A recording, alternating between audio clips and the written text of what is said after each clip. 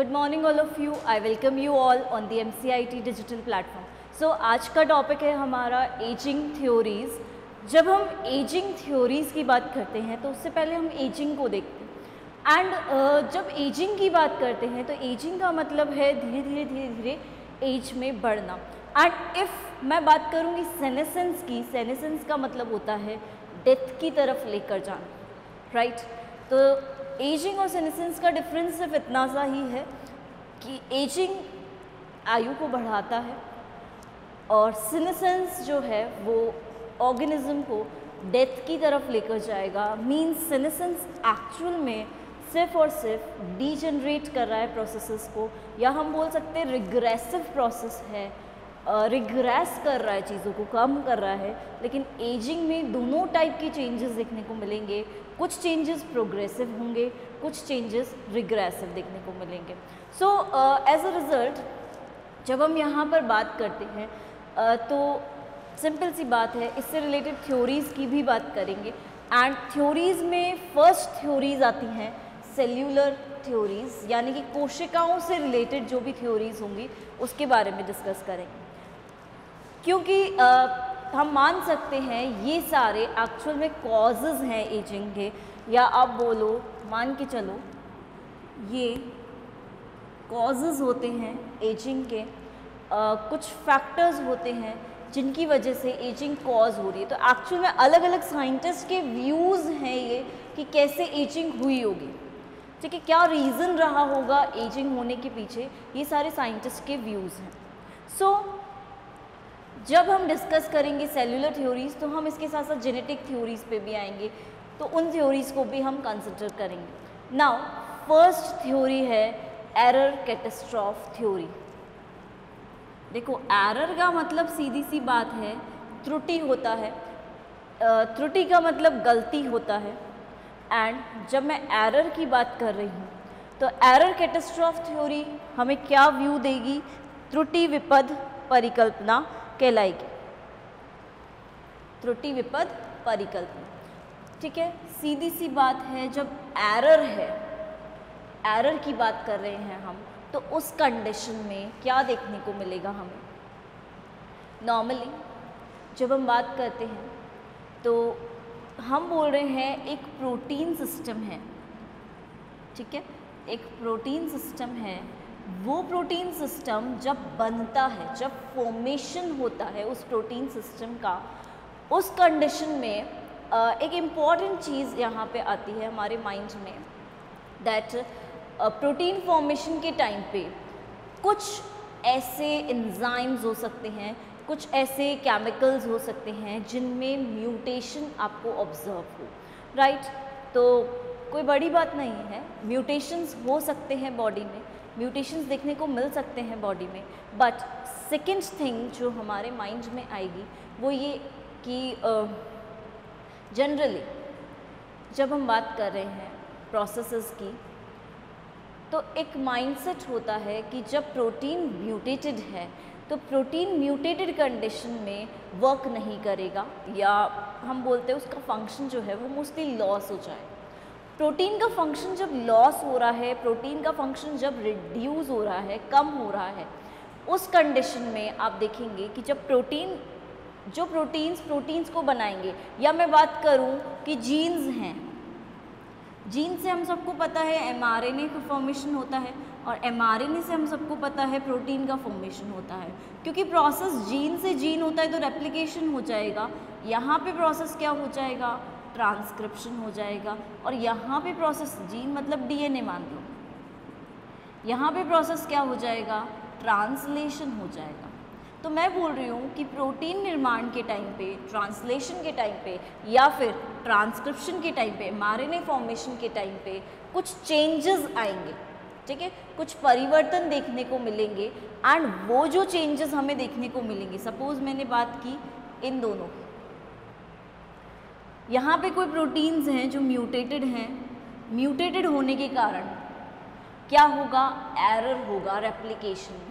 Replication की बात करूँ तो जीन से जीन बनता है ना रेप्लिकेशन में, मतलब डीएनए से डीएनए बनता है, तो रेप्लिकेशन में क्या देखने को मिलेगा, एरर देखने को मिलेगा। एरर क्यों देखने को मिलेगा? क्योंकि या तो मिसमैच रिपेयर, ठीक है, जब रेप्लिकेशन हो रहा है उस टाइम पे पॉलीमरेज गलत न्यूक्लियोटाइड्स को ऐड कर देंगे, ठीक है। अगर पॉलीमरेज गलत न्यूक्लियोटाइड्स को ऐड कर देंगे तो उस कंडीशन में हम क्या देखेंगे? मिसमैच देखने को मिलेगा। मिसमैच की अगर मैं बात करूं तो मिसमैच का मतलब है जनरली ए के साथ टी बाइंड होता है। एक जनरल कंडीशन लेके चल रहे हैं हम कि इन जनरल क्या होता है, ए के साथ टी की बाइंडिंग देखने को मिलेगी। बट सेकेंडली मैं बात करूं, जब मिसमैच हो रहा है तो मिसमैच की कंडीशन में क्या देखने को मिल रहा है? ए के साथ सपोज जी बाइंड करके मिसमैच है, गलत पेयरिंग हो सकती है, और गलत पेयरिंग होगी तो मिसमैच रिपेयर, कुछ प्रोटीन्स होते हैं वो उन्हें सही कर सकते हैं, रिपेयर कर सकते हैं इस चीज़ को, यानी कि जी को हटा के टी या फिर ए को हटा के सी, जहाँ पे भी चेंज पॉसिबल है उस चेंज को वो कर सकते हैं। बट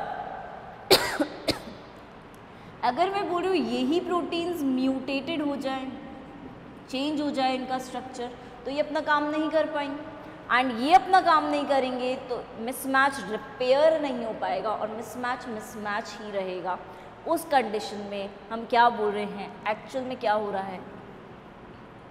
एरर हो रहा है, त्रुटि आ रही है। और त्रुटि के कारण एक और चीज़ जो ऑब्जर्व होती है वो क्या है कि त्रुटि के समय पे, एरर्स के समय पे प्रोटीन्स में चेंज हो जाते स्ट्रक्चर्स, बनना कुछ और था, बन कुछ और गया।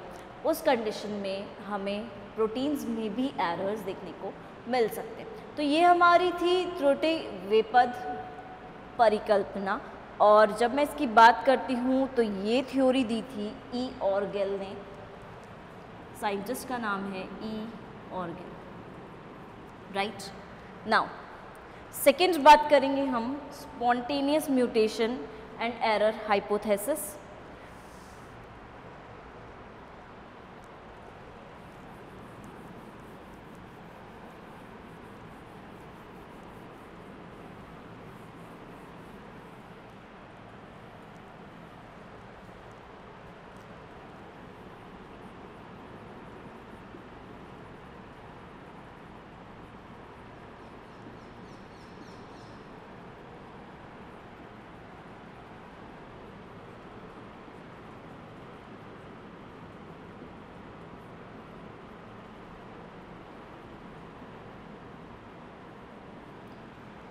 ठीक है, spontaneous mutation and error hypothesis,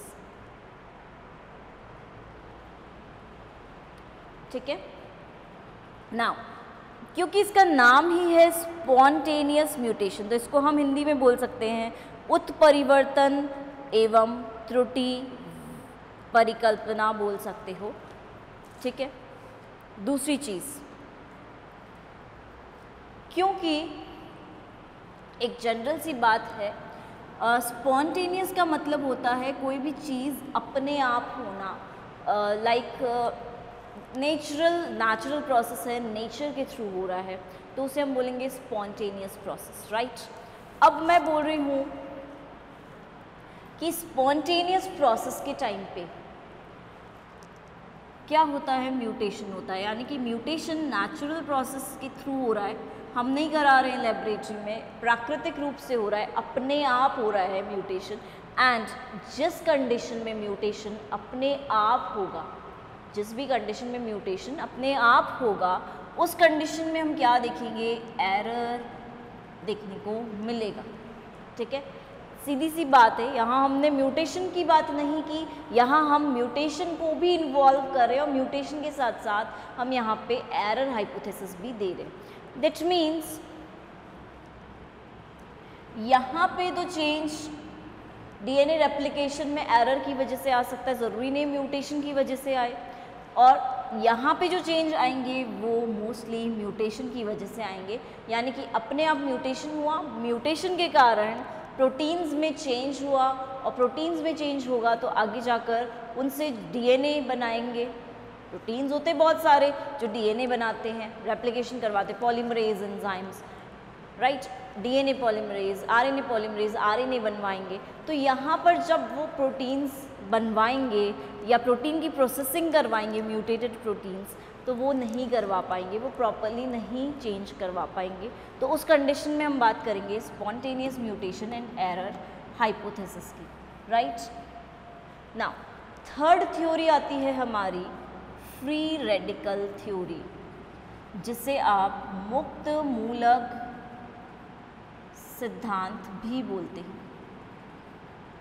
लेकिन इसको पढ़ने से पहले इन दोनों में कैसे बोला गया कि एजिंग हो रही है इनकी वजह से, ये भी देख लेते हैं। देखो दोनों की बात ऑलमोस्ट सेम है कि त्रुटि हो रही है, एरर हो रहा है। इन जनरल एरर होगा तो प्रोटीन्स में चेंज आएगा, बट जब हम बोल रहे हैं प्रोटीन की फंक्शनैलिटी में कमी आ रही है, प्रोटीन प्रॉपरली फंक्शन नहीं कर रहा है, तो वो चीज़ एजिंग को कॉज कर सकती है, ठीक है, उसकी वजह से एजिंग हो सकती है। ये पूरी पॉसिबिलिटी देखने को मिलती है, ठीक है। तो हम बोलेंगे कि फ्री रेडिकल थ्योरी भी एजिंग को क्रिएट कर सकती है। कैसे? बिकॉज पहली बात तो इसके अंदर है क्या, फ्री रेडिकल्स हैं, ठीक है, मुक्त मूलक उपस्थित है, फ्री रेडिकल्स उपस्थित है। और जहाँ तक आपको पता है फ्री रेडिकल्स की जब हम बात करते हैं तो ये हाईली, आप बोल के चलो, बहुत हाईली एक्टिव होते हैं, रिएक्ट कर सकते हैं किसी के भी साथ। तो जहाँ पे फ्री रेडिकल्स प्रेजेंट हैं, रिएक्टिव रहेंगे, ये रिएक्टिव रहेंगे तो ये डीएनए के साथ इंटरफेयर कर सकते हैं, डीएनए के साथ रिएक्ट कर सकते हैं। एंड इस कंडीशन में जब वो रिएक्टिव हैं, डीएनए के साथ रिएक्ट कर सकते हैं, इस कंडीशन में हम क्या देखेंगे कि एक्चुअल में ऐसी कंडीशन में एक बहुत इम्पॉर्टेंट चीज़ देखने को मिलेगी कि डीएनए में चेंज ऑब्जर्व होगा, बिकॉज रिएक्शन हो रहा है। रिएक्शन हो रहा है तो डीएनए में चेंजेस आएंगे, एंड डीएनए में जब चेंजेस आएंगे तो सिंपल सी बात है कि फ्री रेडिकल्स के कारण आ रहे हैं, तो उसको आप बोलोगे फ्री रेडिकल सिद्धांत। अब एक्चुअल में जब हम बात करेंगे फ्री रेडिकल्स की, तो एक्चुअल में होता क्या है, ये अनपेयर्ड इलेक्ट्रॉन्स होते हैं। और अगर कोई चीज़ अनपेयर्ड है तो अनपेयर्ड कंडीशन में क्या होगा, वो एक दूसरे के साथ पेयरिंग करने की कोशिश करेगी। पेयरिंग करने की कोशिश करेगी तो ऑक्सीडेशन रिएक्शंस हो सकती हैं, and as a result DNA पे इफेक्ट पड़ेगा या सेल्स पर इफेक्ट पड़ेगा। और सेल्स पर अगर इफेक्ट पड़ रहा है तो सीधी सी बात है, सिंपल सी बात है कि सेल्स पर इफेक्ट पड़ेगा, कोशिकाओं पर प्रभाव पड़ेगा, तो एजिंग होगी। यानी कि एजिंग एक ऐसा प्रोसेस है जिसमें हल्का सा भी अगर चेंज होता है, ठीक है, एक नॉर्मल सा भी अगर चेंज होता है, तो उस कंडीशन में भी सेल्स में एजिंग हो सकती है। नाउ नेक्स्ट सिद्धांत आता है केलोन सिद्धांत, ठीक है। नेक्स्ट आता है केलोन थ्योरी। ऑलरेडी इस थ्योरी के बारे में हम पढ़ चुके हैं, केलोन थ्योरी, और इसको दिया था बुलग नाम के साइंटिस्ट ने। देखो केलोन थ्योरी है तो केलोन सब्सटेंस का, केलोन पदार्थ का इसके अंदर रोल रहेगा। यानी कि केलोन थ्योरी किसको देगी, किसको बताएगी, केलोन को बताएगी, केलोन जो पदार्थ है उसके बारे में बताएगी। अब एक चीज़, एक इम्पॉर्टेंट चीज़, सीधी सी बात है, केलोन जो पदार्थ है वो हमें कहाँ देखने को मिलेगा, सेल्स में अगर देखने को मिलेगा, दैट मीन्स सेल्स एजिंग की तरफ जा रहे हैं, ये एजिंग थ्योरी कहती है। दूसरी चीज़, केलोन जो है ये पदार्थ कैसा है, म्यूकोप्रोटीन पदार्थ है, ठीक है। म्यूकोप्रोटीन का मतलब है कि कार्बोहाइड्रेट्स प्लस प्रोटीन्स के मिक्सचर से बना हुआ ये पदार्थ है, इसको हम बोलेंगे म्यूकोप्रोटीन पदार्थ। नाउ क्योंकि अपन ने बोला केलोन एक म्यूकोप्रोटीन पदार्थ है, तो इस केलोन के बारे में जब देखा जाएगा तो एक इम्पॉर्टेंट चीज़ देखी जाएगी कि ये केलोन जब माइटोसिस होता है, सेल डिवीजन होता है, उसको रोकने की कोशिश करता है, उसको स्टॉप करने की कोशिश करता है। और जब माइटोसिस रुकेगा या सेल डिवीजन रुकेगा तो उस कंडीशन में क्या होगा? सिंपल, सेल डिवाइड नहीं करेंगे, सेल डिवाइड नहीं करेंगे तो सेल की कोशिकाओं की संख्या कम होगी, कोशिकाओं की संख्या कम होगी तो कोशिकाएं ज़्यादा नहीं हैं, और कोशिकाएं ज़्यादा नहीं हैं तो सेल्स में धीरे धीरे ऑर्गेनिज्म में एजिंग बढ़ रही है। यानी कि केलोन का काम क्या है एक्चुअल में? एजिंग को इंक्रीज़ करना, एजिंग को बढ़ाना। तो सीधी सी बात, साइंटिस्ट का नाम है बुलॉग, 1971 के आसपास ये थ्योरी दी गई थी एंड इस थ्योरी को हम बोलेंगे केलोन थ्योरी, राइट। अब आती है हमारी एक और थ्योरी, एक इम्पॉर्टेंट थ्योरी है ageing pigment theory. Ageing pigment theory, ठीक है। इसको हम बोल सकते हैं जीनता वर्णक सिद्धांत, ठीक है। दी किसने है ये? WS चायो ने दी है एंड 1969 के आसपास ये थ्योरी आई होगी। एजिंग पिगमेंट की बात कर रहे हैं, वर्णता वर्णक की बात कर रहे हैं, वो भी किसका? जीनता का, एजिंग का। तो एजिंग पिगमेंट के बारे में बात करेंगे इस थ्योरी में, और इसमें क्या कहा इन्होंने कि एक एजिंग पिगमेंट है लाइपोफुस्किन, ठीक है। लाइपोफुस्किन एक एजिंग पिगमेंट है और इस एजिंग पिगमेंट की वजह से, देखो इस चीज़ को यहाँ लिख सकते हैं हम,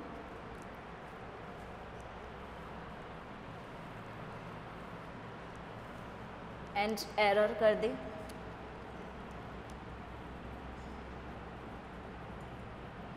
तो हाँ, इस एजिंग पिगमेंट की अगर हम बात करेंगे तो एजिंग पिगमेंट ये कैसा होता है? फ्लोरोसेंट होता है नेचर में। फ्लोरोसेंट मीन्स जैसे ही उस पर लाइट पड़ेगी तो वो क्या करेगा? स्पार्कल करेगा या चमकेगा, ठीक है। अब लाइपोफुसिन की बात कर रही हूँ, एक फ्लोरोसेंट पिगमेंट है एंड इफ़ इसकी मात्रा कोशिकाओं में ज़्यादा मिलती है दैट मीन्स सेल्स में एजिंग हो गई। यानी कि ये एक्चुअल में हम बोल सकते हैं इंडिकेटर है एजिंग का। सेल्स में इसकी मात्रा है तो एजिंग की तरफ जा रही है सेल्स, एंड ज़्यादा है तो एज्ड हो चुकी हैं सेल्स, तो इसकी मात्रा से पहचाना जाता है, इंडिकेट होता है, ये इंडिकेट करता है, बताता है कि सेल्स में एजिंग देखने को मिल रही है, ठीक है। तो ये हमारी 5 थ्योरीज़ हैं जो सेल्यूलर थ्योरीज़ का पार्ट है, यानी कि सेल के अंदर जो भी चीज़ें इन्वॉल्व हैं, ठीक है, सेल के अंदर जो भी चीज़ें इन्वॉल्व होंगी उनके बारे में ये बात करेगी मोस्टली।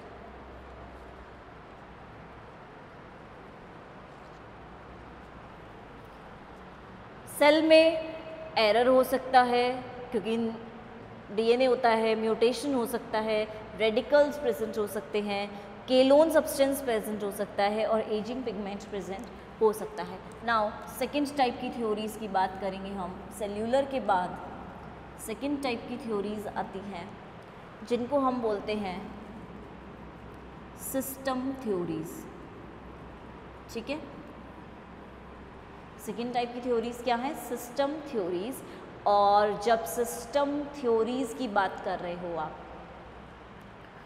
तो सिंपल सी एक चीज़ माइंड में आएगी कि सिस्टम की हम बात कर रहे हैं तो सिस्टम जो है वो हमारा बॉडी का सिस्टम है। बॉडी का सिस्टम है दैट मीन्स बॉडी के सिस्टम में इफ़ थोड़ी बहुत भी चेंजेस होंगे तो वो चेंजेस किसकी वजह से आ रहे हैं? एक्चुअल में एजिंग की वजह से आ रहे हैं। ये उन्होंने थ्योरी दी थी, ये एक कॉज बताया था कि सिस्टम्स में चेंज हो रहा है दैट मीन्स एजिंग हो रही।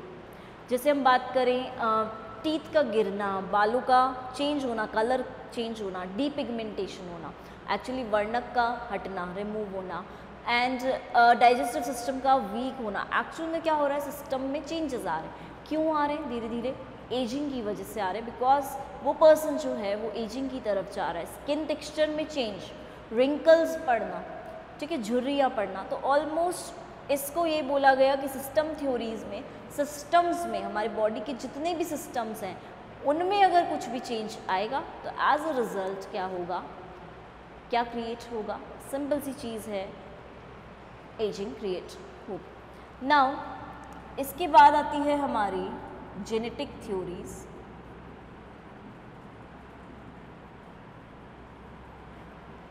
क्योंकि इन थ्योरीज़ को हम नाम दे रहे जेनेटिक, यानी कि ये किस पर डिपेंड करेंगे, एक्चुअल में जीन्स पर डिपेंड करेंगे। ठीक है, जीन्स में अगर चेंज होगा तो उन्होंने बताया कि जीन्स में कोई चेंज होता है तो वो एजिंग को प्रमोट करता है। चेंज मीन्स फंक्शन में चेंज, राइट। चेंज मीन्स कहाँ पर चेंज, फंक्शन में चेंज, स्ट्रक्चर में चेंज, मोर्फोलॉजी में चेंज। और चेंज का मतलब सीधी सी बात है, जैसा होता है वैसा नहीं हो रहा, कुछ अलग हो रहा है। कुछ अलग क्यों हो रहा है, इसके पीछे रीज़न क्या है, जीन्स में चेंज हुआ। जीन्स में चेंज हुआ तो कुछ अलग हुआ, मीन्स प्रोटीन नॉर्मल वर्क कर रहा था, अब स्लोली वर्क कर रहा है। तो स्लोली वर्क करेगा, दैट मीन्स सेल्स एजिंग की तरफ जा रही हैं। तो एक्चुअल में ये भी एक रीज़न दिया गया, बहुत सारे साइंटिस्ट ने ये बोला कि जीन्स पर भी, जीन्स के बेसिस पर भी इनमें जो परिवर्तन होते हैं, इनमें जो चेंज होते हैं, उसके आधार पर भी हम बोल सकते हैं कि चेंजेस होते हैं। ठीक है, और ऐसे ही चेंजेस की अगर मैं बात करूं तो ये चेंजेस आगे जाकर एजिंग को क्रिएट कर सकते हैं। नाउ लास्ट टाइप की थ्योरीज आती हैं। देखो, जीन्स में चेंज जो होता है वो एंजाइम्स के द्वारा भी हो सकता है, कुछ केमिकल्स के द्वारा भी हो सकता है। सपोज़ हम कल लास्ट क्लास में पढ़ रहे थे कि कुछ एंजाइम्स ऐसे हैं जो एजिंग के टाइम पे बढ़ते हैं और कुछ एंजाइम्स ऐसे हैं जो एजिंग के टाइम पे डिक्रीज़ होते हैं। ठीक है, कम होते हैं। तो कम होने वाले एंजाइम्स में तो कौन कौन थे, LDH, SDH, जो भी बनाने वाली चीज़ें हैं, ठीक है, जो भी फॉर्मेशन वाली चीज़ें हैं वो कम हो रही हैं। और जब इंक्रीज़ की बात कर रही थी मैं, तो इंक्रीज़ के टाइम पे एल्डोलेज को बोल सकते हो आप, कैथेप्सिन को बोल सकते हो, ये जो हैं ये इंक्रीज़ हो रहे थे, ये बढ़ रहे थे। कैथेप्सिन का काम होता है प्रोटीन को तोड़ना। ठीक है, प्रोटीन को नॉन फंक्शन बनाना, यानी कि वो निष्क्रिय बन सके, उसमें क्रियाशीलता इतनी ना रहे। तो सिंपल सी बात हमने यहाँ देखी कि एल्डोलेज, कैथेप्सिन की मात्रा बढ़ रही है एजिंग के साथ, इनकी मात्रा कम हो रही है LDH, SDH की। एक माइंडसेट आता है कि जब LDH, SDH की मात्रा में कमी आ रही है तो उस कंडीशन में एक्चुअल में जीन्स पे भी प्रभाव पड़ रहा है, और जीन्स पे प्रभाव के कारण हो सकता है ये कम हो रहे हो, और हो सकता है इसी के कारण एजिंग हो सके। जिसमें LDH की अगर बात करें तो LDH में B4 वाले की अगर हम बात कर रहे हैं तो B4 एम्ब्रियोनिक स्टेज में ही मोस्टली वर्क करता है, फंक्शनल वहाँ का होता है ज़्यादा। बाकी और टाइप के भी होते हैं, आपको पता है, A4 होता है, AB3 होता है, A2B2 होता है, AB3, A3B होता है, और लास्ट B4 तो होता ही है। तो 5 टाइप के LDHs होते हैं, हमें पता। नाउ अब माइंडसेट क्या है, 4th थ्योरीज पे चलेंगे तो हमें पता चलेगा अब साइंटिस्ट का क्या माइंडसेट रहेगा। इवोल्यूशनरी थ्योरीज की बात है। एक्चुअल में इवोल्यूशन की बात करेंगे अब कि इवोल्यूशन के आधार पर कैसे एजिंग हो सकती है, तो वो सारी इवोल्यूशनरी थ्योरीज हो जाएंगी। ठीक है, तो सबसे पहले बात करेंगे इवोल्यूशन कैसे होता है। हम सबको पता है, थोड़ा सा भी अगर म्यूटेशन होगा तो म्यूटेशन क्या करेगा, धीरे धीरे चेंज करेगा, एंड चेंज करेगा तो चेंजेस को ही हम इवोल्यूशन कहते हैं। कि पहले वाले जो फाइला हैं उनसे कुछ चेंज हुआ तो हायर लेवल पर गए फाइला, और उनसे आगे उठे, और उनसे हाई कैरेक्टर्स डेवलप किए, और उनसे हाई फंक्शंस डेवलप किए, उनसे हाई यानी कि एडवांस डेवलपमेंट्स जो हो रहे हैं ऊपर की तरफ, मॉडर्न की तरफ, मॉडर्न साइड की तरफ, उन सबको हम इवोल्यूशन के अंदर रखते हैं। अब एक इम्पॉर्टेंट चीज़ कि इवोल्यूशन थ्योरीज़ में मोस्टली बेसिकली 3 टाइप की थ्योरीज़ आती हैं। फर्स्ट आती है हमारी एक्यूमुलेटेड म्यूटेशन थ्योरी।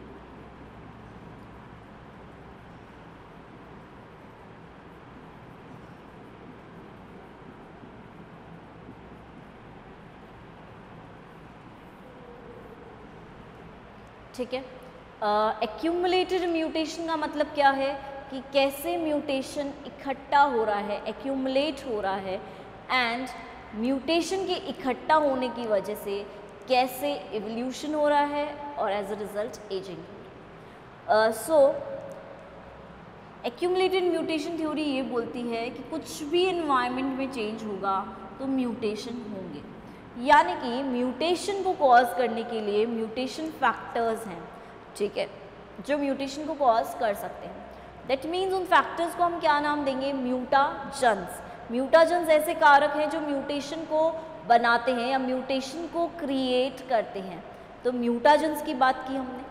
अब म्यूटाजेंस की अगर हम बात कर रहे हैं तो म्यूटाजेंस कौन कौन से हो सकते हैं, एक्सरेज जो आती हैं, यूवी रेज, ठीक है, इसलिए हम बोलते हैं एक्सरेज ज़्यादा नहीं करवाने चाहिए। यूवी रेज, यूवी लाइट में जो चेंजेस होते हैं, UV rays, cosmic rays, environment में चेंज, जीन्स पे प्रभाव पड़ रहा है, जीन्स में change, and as a result अगर हम देखें तो बहुत सारे चेंजेस यहाँ पर देखने को मिलेंगे। अब फर्स्ट थिंग जो हमारे माइंड में आएगी कि जब भी म्यूटेशंस को कॉज करने के लिए अगर हम फिज़िकल फैक्टर्स को रख रहे हैं तो केमिकल फैक्टर्स को भी रखना ज़रूरी है, यानी कि सारे केमिकल्स को आप ले सकते हो जो म्यूटेशंस को कॉज कर सकते हैं। मेनली अगर हम बात करें इसमें ETBR बहुत आता है, साइबर बहुत आता है, इथीडियम ब्रोमाइड बहुत आता है, डाइज आती हैं, ये इथीडियम ब्रोमाइड एक्चुअल में फिंगरप्रिंटिंग में काम आती हैं। तो जहाँ पे हम बात करेंगे तो केमिकल्स भी म्यूटेशन को कॉज कर सकते हैं। और म्यूटेशन को कैसे कॉज करेंगे ये केमिकल्स क्या करते हैं, जब रेप्लिकेशन होता है तो उस रेप्लिकेशन के टाइम पे लूप के अंदर जाके जुड़ जाते हैं और दूसरे न्यूक्लियोटाइड को वहाँ जगह नहीं देते कि वो ऐड हो सके, ठीक है, क्योंकि न्यूक्लियोटाइड की जगह वो खुद ले लेते हैं और वो खुद अगर न्यूक्लियोटाइड की जगह ले लेंगे तो न्यूक्लियोटाइड्स ऐड नहीं हो पाएंगे और म्यूटेशन कॉज होगा, एरर आएगा। तो सीधी सी बात, म्यूटेशन किसकी वजह से हो रहा है, ऐसे कारकों की वजह से जिन्हें हम म्यूटाजेंस कहते हैं, ठीक है। अब हमने बोला कि जब म्यूटेशन हो रहा है तो म्यूटेशन धीरे धीरे हो रहा है, बहुत स्लो रेट है, हमें पता है, बहुत धीरे प्रोसेस होता है म्यूटेशन का, धीरे धीरे धीरे धीरे म्यूटेशन हो रहा है। म्यूटेशन धीरे धीरे हर पीढ़ी दर पीढ़ी इकट्ठा भी होता जा रहा है, एकत्रित भी होता जा रहा है। एंड जब म्यूटेशन एकत्रित होता जाएगा, इकट्ठा होता जाएगा, तो एक्चुअल में ये क्या कॉज कर देगा, अब इवोल्यूशन को कॉज करेगा। और जिस कंडीशन में इवोल्यूशन कॉज हो जाएगा तो उस इवोल्यूशन की जब हम बात करेंगे तो इवोल्यूशन एक्चुअल में एजिंग को कॉज करवाएगा, ठीक है। इवोल्यूशन के कारण क्या होगा, एजिंग हो पाएगी, एजिंग होगी तो सेल्स में हम बोलेंगे कि एज बढ़ रही है, राइट। तो इसको हम बोलेंगे एक्चुअल में इवोल्यूशन कॉज। नाउ इसके बाद सेकेंड थ्योरी हमारी आती है डिस्पोजेबल सोमा थ्योरी, जिसको हम बोलते हैं नश्वर शरीर सिद्धांत। वेरी वेरी इम्पॉर्टेंट, यानी कि बोलना क्या चाह रहा है कि जो भी हमारी बॉडी है, चाहे हमारी बात करें, लोअर ऑर्गेनिजम्स की बात करें, उनसे लोअर ऑर्गेनिजम्स की बात करें, सबकी बॉडी डिस्पोजेबल हो सकती है। दैट मीन्स हर बॉडी को एक ना एक दिन जाकर डिस्पोज होना है, हर बॉडी को एक ना एक दिन जाकर डेथ की तरफ लेकर जाना है, यानी कि हर शरीर, हर बॉडी नश्वर है, नष्ट होती है। तो सीधी सी बात है, जब हम नश्वर शरीर सिद्धांत की बात कर रहे हैं तो उस कंडीशन में एक चीज़ आती है कि नॉर्मली सेल्स की बात कर रहे हैं हम, सेल्स की एक एज लिमिट होती है कि यहीं तक सरवाइव करेंगे, जिसे हम लाइफ स्पैन बोलते हैं, ठीक है, जीवन काल बोलते हैं। तो हर सेल का, हर कोशिका का एक निश्चित जीवन काल है, एक निश्चित लाइफ स्पैन है, इससे ज़्यादा वो सरवाइव नहीं कर पाएगा, इससे ज़्यादा वो नहीं चल पाएगा, इससे ज़्यादा वो फंक्शन नहीं कर सकता। सेकेंडली, जब मैंने बोला कि हर सेल का एक निश्चित जीवन काल होता है, तो हमको ये भी पता है कि हर सेल जो है वो एक तरह से आगे जाकर नष्ट होगा।